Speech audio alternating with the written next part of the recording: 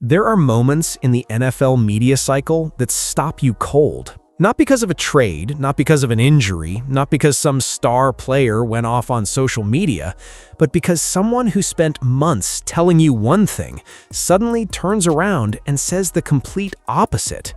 And when that someone is Dan Orlovsky, one of the loudest, most consistent critics Shedeur Sanders has had since the moment he entered the league, you pay attention. Because this isn't a small shift.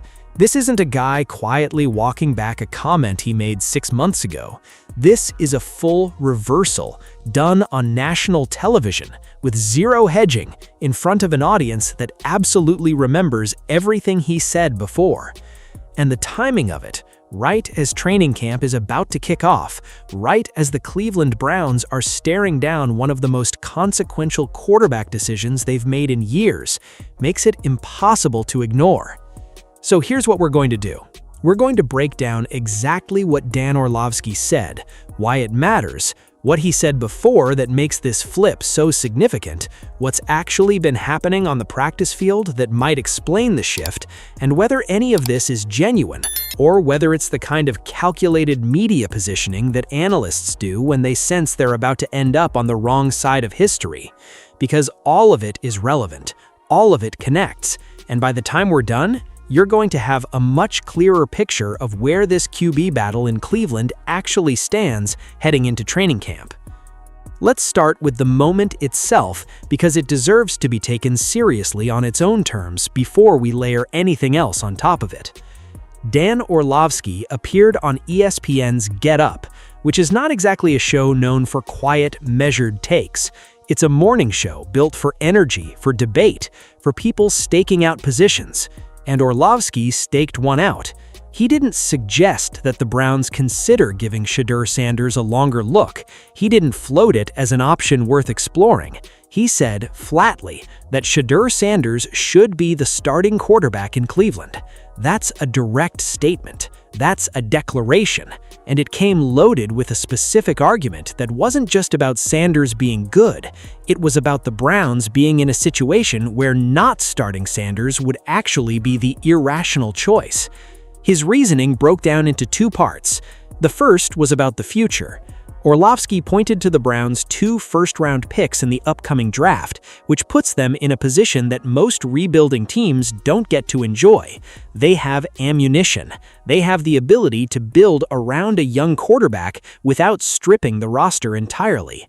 And if that's the situation, then the smart move, according to Orlovsky, is figuring out right now whether Shedeur Sanders is a franchise quarterback. Not next year, not the year after, now. Because the window to evaluate him properly while the team is still positioned to grow around him is open, and it won't stay open forever. Every week you delay that evaluation is a week you lose from the most important process a rebuilding franchise can go through. The second part of his argument was about Deshaun Watson, and this is where Orlovsky pulled no punches. He brought up the injury history plainly and directly. Over roughly 6 seasons in Cleveland, Watson has managed to play in just 19 games. A shoulder procedure cost him significant time. Then came the Achilles tear, then another one, back to back. For a quarterback, that kind of injury history isn't just a concern, it's a pattern that changes how you have to think about everything, including contracts, including roster construction, including who you hand the keys to when training camp opens. Orlovsky's question was simple but pointed. If Watson comes back healthy and plays well, what happens next? Does Cleveland pay him again? Do they lock themselves into another expensive long-term commitment to a player who has shown that staying on the field is genuinely not something you can count on? Or do they use this moment right now with a young quarterback who earned a Pro Bowl nod as a rookie to find out if they already have the answer on their roster? That's the argument, and taken purely on its own merits, it's not a bad one. In fact, a lot of people watching this situation from the outside have been making a version of that same argument for months. The difference is that those people weren't Dan Orlovsky, and that matters a lot. To understand why this reversal is such a big deal, you have to go back and actually sit with what Orlovsky was saying about Shedeur Sanders not that long ago. Because it wasn't just skepticism. It wasn't just the standard analyst caution about a rookie quarterback needing time to develop. It was targeted, it was personal, and it was consistent across multiple appearances. The moment that probably sticks out the most for Sanders supporters, the one that generated the most heat, was Orlovsky's response to the mime incident. For anyone who wasn't following that situation closely, here's the short version. After Sanders lost his starting position to Dillon Gabriel, he showed up to his post-practice media availability and responded to reporters by pantomiming, essentially mocking the questions without actually answering them. It was a choice, whether you thought it was funny, whether you thought it was justified, whether you thought it was a rookie blowing off steam after a frustrating situation. It was absolutely a choice that people in the media were going to have opinions about, and Orlovsky had a very strong one. He went on air and made the argument that a quarterback cannot afford to behave that way, not because of optics, not because of public relations, but because of what it signals to the people inside the building who are making decisions about that player's future. He framed it as a job interview, which is one of those analogies that sounds simple, but actually lands pretty hard when you think about it. Every single thing a quarterback does at that position, how they handle pressure, how they respond to adversity, how they carry themselves when things aren't going their way, is being watched by the people who have the power to either give them a future in this league or take it away. And Orlovsky's question was direct. Did that 30 or 40-second stunt help Shedeur Sanders anywhere? Did it help him inside his own building? Did it help him outside of it? Did it make a single owner, general manager, or team president somewhere look at that footage and think, that's the guy I want leading my franchise? That's not a throwaway comment. That's a constructed argument designed to make a specific point about a specific player's judgment and character. And Orlovsky didn't just make it once, he expanded on it. He made the case that for a player drafted as late as Sanders was, everything has to be viewed through the lens of proving yourself, of making yourself more attractive to the decision-makers who hold your career in their hands. A late-round pick doesn't get the margin for error that a top 10 selection has. You don't get to shrug off a moment like that and say it doesn't matter.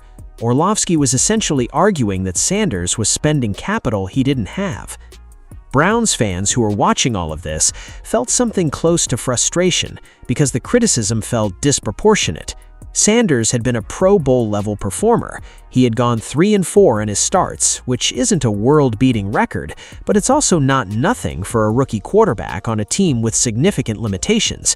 And here was one of the more prominent analyst voices in football, not talking about his arm, not talking about his decision-making under pressure, not talking about his footwork or his ability to read a defense, but spending significant airtime on a 30-second pantomime. Many supporters felt like Orlovsky had decided what he thought about Sanders and was finding ammunition to justify it, rather than actually evaluating the football. And then, Deion Sanders responded. Shedeur's father, the Hall of Fame cornerback and current Colorado head coach, did not stay quiet after Orlovsky's draft night comments. Prime didn't go into lengthy detail, but he made clear that the criticism wasn't landing the way Orlovsky might have intended, and that the Sanders family was paying attention. That exchange added another layer of personal tension to the whole dynamic. It wasn't just analyst versus player anymore. It was analyst versus family, analyst versus a brand, analyst versus a very loud and very devoted fan base that doesn't forget. So when you go back and stack all of that against what Orlovsky said on Get Up, the distance between those two positions feels enormous. This is not a small correction. This is someone who publicly questioned a player's character, his professionalism, his understanding of his own situation, and his maturity, now saying that same player should be handed the starting job for an NFL franchise over a veteran who, when healthy, is genuinely talented. That kind of reversal demands explanation. The most honest answer to why this shift happened probably has two parts, and they're not mutually exclusive. The first is what's been happening in Berea. The second is what's been happening in Orlovsky's head as he watches this situation evolve in real time. Let's start with what's actually been reported from the Browns' practice facility. Throughout the spring, OTAs, minicamp, all of it, there have been consistent reports coming out of Berea that this quarterback competition is genuinely open. And that's not PR language. That's not a coaching staff trying to avoid controversy by pretending there's competition when everyone knows the veteran already has the job. The evidence suggests this thing is actually being contested. Shedeur Sanders and Deshaun Watson have been splitting first-team reps, not in a token way, not in the way a team sometimes gives a backup some practice looks to keep them sharp, in a way that reflects genuine uncertainty about who the better option is right now. And the person doing the rep distribution, new head coach Todd Monken, made a public statement that almost no coach in his position would make unless he genuinely believed it. He said he thought he had 2 quarterbacks of starting caliber on his roster. Think about what it takes for a head coach to say something like that. He has no incentive to create controversy. He has no incentive to stir up a competition that makes his locker room more complicated. If Watson were clearly ahead, Monken would say something vague about evaluating everyone and move on. Instead, he went on record. That tells you something real about what he's seeing. And then there's Mary Kay Cabot's reporting, which is probably the most grounded, most credible source of information on this specific situation, because she has been covering the Browns closely throughout the entire offseason. Cabot's observations from OTAs and minicamp weren't vague. She said Sanders performed admirably. She noted that when things got difficult, he stepped up. She specifically described him as coming on really strong during that stretch and rising to the occasion when the pressure was highest. For a reporter with her level of access and her track record, that kind of language is meaningful. She's not in the business of creating hype. She's in the business of telling people what she actually sees. And what she saw was a quarterback who responded to competition rather than wilting under it. This is the part that probably got Orlovsky's attention, because the thing about analysts who do this job seriously, and Orlovsky, whatever you think of his takes on Sanders, is a former player who understands the game at a technical level, is that they follow the reporting, they track what's happening in practice, they pay attention to what coaches say and what trusted insiders are seeing. When 2 separate, credible voices are telling you that a player you spent months criticizing is actually thriving in a real competition for a starting job, that's information you have to process. You can't just ignore it and keep saying the same things you were saying 6 months ago, not if you want to be taken seriously. Now here's where it gets more complicated, and where honest analysis has to step in and ask the harder question, is any of this genuine? That might sound cynical, but it's a fair thing to ask about anyone in a media role. Analysts are not neutral observers. They have reputations, they have takes that are on record, they have audiences that remember what they said, and they have professional incentives that don't always line up perfectly with pure, objective evaluation. The question isn't whether Orlovsky is a bad person or whether he's being deliberately dishonest. The question is whether the timing of this particular reversal is entirely about what he believes, or whether some of it is about protecting himself from what happens if Shedeur Sanders goes out there in September and proves every doubter wrong. Think about it from Orlovsky's perspective.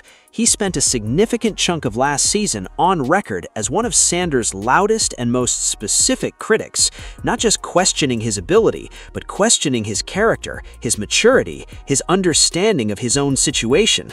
Those comments are out there, they're searchable. If Shedeur Sanders wins this competition, takes over as the Browns' starting quarterback, and then goes out and plays at a level that shuts every critic up, Orlovsky is in a very uncomfortable position. He's the guy who said that 30-second pantomime was a red flag about this player's entire future. He's the guy who suggested that Sanders didn't understand what it meant to be a quarterback in this league. Being on the wrong side of that story, loudly and on record, is not a good place for any analyst to be. Jumping on board right before training camp, right before the decision is actually made, right before we find out who Monken chooses, is the safest possible move. If Sanders wins the job and thrives, Orlovsky can point to this get-up appearance and say he saw it coming. If Watson wins the job and Shedeur fades into a backup role, nobody's going to hold Orlovsky responsible for advocating for the young quarterback when the evidence seemed to support it. Either way, the reversal protects him. Either way, he's covered. That doesn't mean his argument is wrong. The logic he laid out about the first-round picks, about Watson's injury history, about the need to evaluate Sanders properly while the window is open, all of that holds up regardless of motivation. A good argument is a good argument, even if the person making it has some personal incentive driving them toward it. But it does mean that the reversal should be understood in full context, which includes the professional pressures that exist for anyone in Orlovsky's position. He is not simply a football mind sharing a pure evaluation. He is an analyst with a history on this specific topic, making a very public move in a very specific direction at a very convenient moment. What does all of this mean for the actual situation in Cleveland? Setting aside the media narratives and the analyst positioning, what does the real picture look like heading into training camp? It looks like genuine competition. That's probably the most significant thing. The narrative coming out of Berea isn't a team quietly waiting for Watson to reclaim the job he was always going to have. It's a team that has installed a new head coach who appears to genuinely believe both of his quarterbacks are capable of starting, splitting reps in a way that reflects real evaluation, and producing credible on-field performances from both players. When you add to that the fact that Shedeur Sanders is coming into this as a player with Pro Bowl recognition as a rookie, with real tape that people can study and evaluate, the conversation is completely different from where it was 12 months ago. Watson's situation is also different from where it was. He's coming off back-to-back Achilles injuries, which is one of the most brutal combinations any player can face. Achilles recoveries are long, they're unpredictable, and doing it twice in a row introduces a level of uncertainty that even the most optimistic medical evaluation can't fully erase. The question of whether Watson can return to the level he played at before those injuries is real, and it is unanswered. And the Browns are not obligated to simply assume the answer is yes and hand him the starting job on that assumption alone. The contract situation looms over everything. That deal has been one of the defining financial albatrosses in recent NFL history. The structure, the guaranteed money, the way it has shaped Cleveland's roster decisions for years, all of it is part of the backdrop here. Orlovsky's question about what happens if Watson plays well and the Browns have to consider paying him again is not a small question. It's a question that goes to the heart of how this franchise manages its future. Starting Sanders, if he proves capable, is not just a football decision, it's a statement about what direction this organization is actually committed to. The Browns are at a fork in the road. One path leads back towards Watson, toward the investment they've already made, toward the hope that health and age haven't taken away what made him one of the most dangerous quarterbacks in the league when he was at his peak. The other path leads towards Sanders, toward the rebuild, toward the acknowledgement that the future might already be in the building and that the right move is to find out as soon as possible.